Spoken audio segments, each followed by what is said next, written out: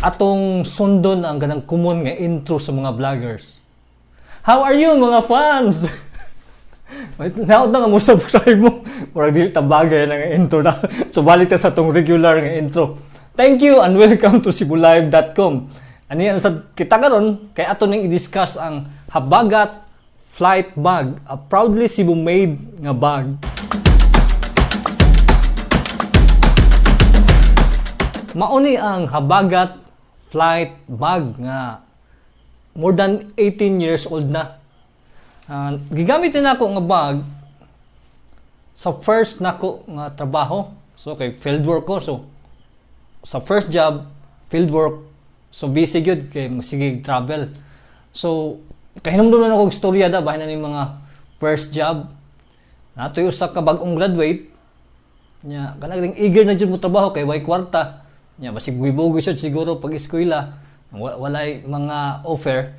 So apply siya og trabaho dito siya usa ka kampanya nga nag-hire og salesman. So nagpaabot na siya ngadto sa HR department. Ang mo ni pait no kung mag-apply ka kanang maghuwat ka ba madugay. Nya ang imong mga kompetensya na skilled nya tinutukay na mo. Tabis na kay tutok sa mata kinsa kay maka masud ani nga trabaho. So finally kay salesman ang iyang gi-applyan, kitawag na siya sa HR for the interview. So lingkod na siya ngadto, na-introduce siya. Yan ingon ang katong HR interviewer nga kanang trabaho sa salesman kinahanglan maayo ka og math. Nang pas-pas ka kay dinalian ra ba ni trabaho, labi na ginang magkukod ta sa quota or apas ka sa oras. So i-test ka verbal nga math question kinang pas-pas ka nga motubag. So nitando ang kuan katong nangitag trabaho. So ningon dayon ang interviewer 9 times 8 nitubag dayon ang katong dali-dali ang katong nangitag trabaho 5 naglingo-lingo ang interviewer sayop man ka nitubag sa tong nang-apply at least pas-pas ko. Anyway, long story short, tungod sa ka-eagerness, no? Wag yun siya nadawat. So, adto siya, gawas, nahunaan siya, nag-goal siya, adto siya og bar. So, siya og bar. Yeah. So, din siya, lingkod siya, tawag niya bartender, gai kog 7 ka shot sa inyong ram niya. Idungan na og serve. So, nikuha ang bartender og 7 ka shot, nagagmay nga baso. 7 ka shot. Dali-dali niya inom. Pas-pas ka na kainom ba? Nahibong ang bartender nga. Pas-pas ko nining bonda nganong pas-pas mo kay mo inom. Ma-feel rani nimo kung wa kay kwarta. Porting dagan niya pag humana ginom. Bugoy yung mata. So, after many months passed, wa siya kita trabaho pero later on nahimo siyang driver og taxi. So, magyapon no nagpaabot siya. Nanay ni sakay nga tulo ka hubog yung nagpaabot siya sa kanang kasagaran kung adto mo ka sa kanang mga lugar nga daghan galing mo sakay og taxi ng mga malls or mga bars. So dito siya sakay ang tulo ka hubog kay hubog nga laki. Hubog nakibawon siya nga hubog. Ano na siya nga ako ning ilaron bi. Sunsod na ang mga tulo ka hubog. So pagsud sa tulo ka hubog, yang gibuhat gipaandar niya ang sakyanan. Yang revolution. Yan yung gipaong. Nag-ingnan na niya. Tulo ka hubog nga. O, naabot na ta. So, ang unang hubog ni bayad o gwarda. Ikaduha, nagpasalamat.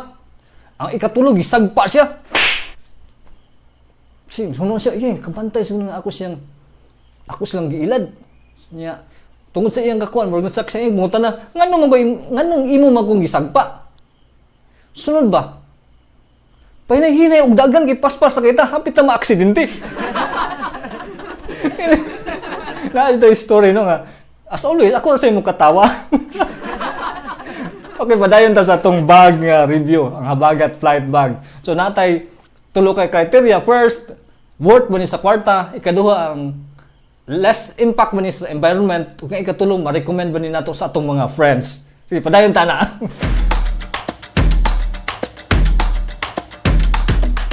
So mao ni ang habagat flight bag. Una na to istoryahan ang mga features ani, ato sang istoryahan ang company nga habagat. So kaning company nga habagat na founded ni yadtong mga 1970s base ni sa information sa ilang website. So nag-amigo ni sila. And during that time, dili pa kayo byword ba ang mountaineering or hiking. So nagsugod na sila. Until nga ni-grow jud sila ni dako. Na sila ni-sponsor na sila mga trekking or kanang nakadungog ko nga usan ni sponsor og mga hikers nga niadto sa Mount Everest. So ni-grow na jud siya nga brand. Homegrown jud ni nga company sa dili jud ni Cebu gitukod ang company nga habagat. So arita sa mga features ang kaning nga flight nga bag. So mao ni akong bag ha for more than 18 years nagigamit nako sa travel. So hugaw na kasi kay kasi laba-laba. Pero naara gyapon structurally sound gyapon siya. Naa siya tulo ka compartment. Kani po ni kaduha gamay-gamay, nya na po siya for easy access kung na kay mga accessories. Nya kung siya two modes siya, pwede nimo ma hand carry or carry on bag, o pwede sa nimo siya ma-backpack. Nya ang kaniyang back strap pwede nimo ma-tuck in. So para di mo samok ang imong alsa-alsahon or i-hand carry nimo nya. Tungod kay ma-hand carry nimo siya, dali rin siya isaka ngadto sa airplane overhead bin. So ang iyang capacity 30 liters, pero ang iyang bag mismo gaan. So light jud ang iyang pagkabuhat, walay gibutang kay nga bugat. Ang iyang mga buckles naagyamon lig-on pagkabuhat kay for 18 years wala jud no ni function gihapon, wala siya na daot, wala ni erode, wala nang liki, naara gihapon niya. Ang iyang back ani padded ni siya kaning diri sa first nga compartment, padded para dili sakit sa buko-buko niya. Nasa ni siya ay lock para sa ilawom, para imong mga sanina sa sud dili makatag ba kung maitsa-itsa or imo ba ni siyang pangbutang sa asa nga lugar maligid-ligid nga intact gihapon ang posisyon sa imong bag. Ang gigamit ani nila nga fabric gitawag nila og kundra, kaning kundra. So based ni sa material nga gitawag og cordura. Ang cordura na imbento na ngadto sa US. Since World War II na siya nga material nga gigamit sa mga military gear o ligid. Ang kani nga klase nga fabric, ang kundra, common sa gyapon ning fabric nga gigamit sa mga multinational brands. So unsay gigamit nila mao ra say gigamit ani nga bag. Ang zipper Waikiki, which is the more like pinakadako nga zipper company sa tibok kalibutan. About 50% sa supply sila nag-provide sa Japanese company ng YKK. So, ang presyo ani karon 3,230. Ang kanindot aning habagat kini offers like lifetime warranty. Ang ilagaling tagline silang ilang company, built by hand, tested by nature. So gi-handmade yun nila, dili machine. So mo nang ma-check jud daan ang mga imperfections before mahatag. Nya gibutang sad sa ilang website ang nagitawag like environmental concern ba.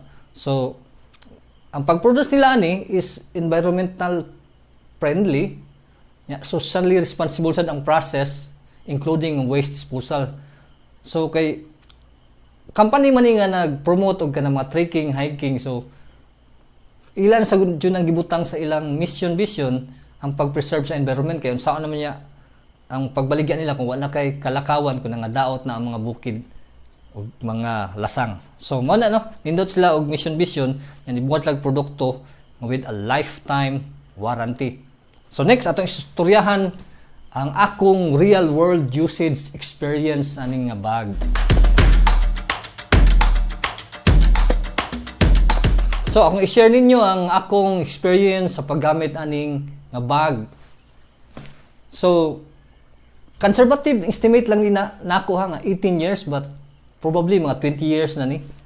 Nya sa pagtrabaho nako sa kung first work, required me og field work, travel around the Philippines. So Luzon, Visayas, Mindanao, nadanan siya. Major cities, major provinces, nadanan siya. Nadanan is pinakabugnaw nga lugar ngadto sa Baguio o sa Benguet. Nadanan is pinakatumoy nga hanginon nga lugar sa Tugigaraw. Sa lugar ni Marcos, nadanan sad ni ngadto sa may Ilocos.